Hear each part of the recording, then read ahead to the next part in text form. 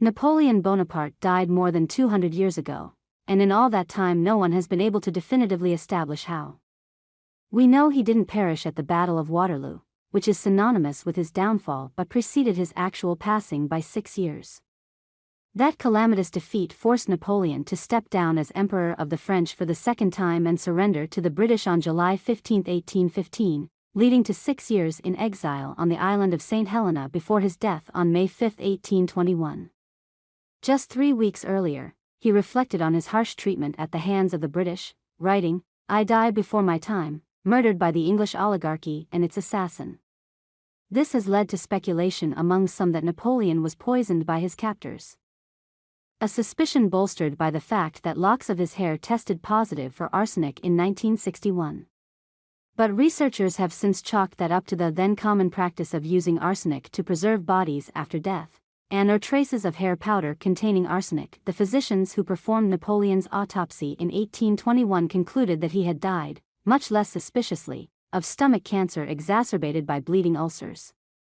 This stands to reason, as he was treated with a heavy dose of calomel, a compound thought to be medicinal at the time that actually contained mercury, the day before he died. Uncertainty remains, however, as do speculation and even conspiracy theories that have only added to the aura of France's most legendary ruler. A silent film made about Napoleon required 3 screens. There are epics, and then there's Napoleon. Directed by Abel Gance and released in 1927, the silent film is perhaps most famous for a triptych sequence that required 3 screens to properly project. Fearing that one screen simply wasn't expansive enough to contain his vision, Gance, a pioneer of the silent era also revered for his movies Jacques, 1919, and La Roue, 1923, placed 3 cameras next to each other for the final climactic sequence. This technique was dubbed polyvision by French film critic Émile Vuillermoz and is partly responsible for Napoleon's mystique.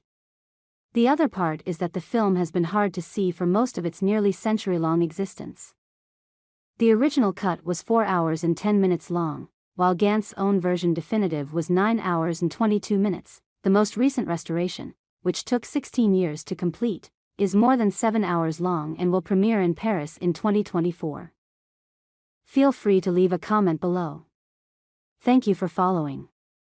Don't forget to subscribe to the channel to stay updated with hot news every day.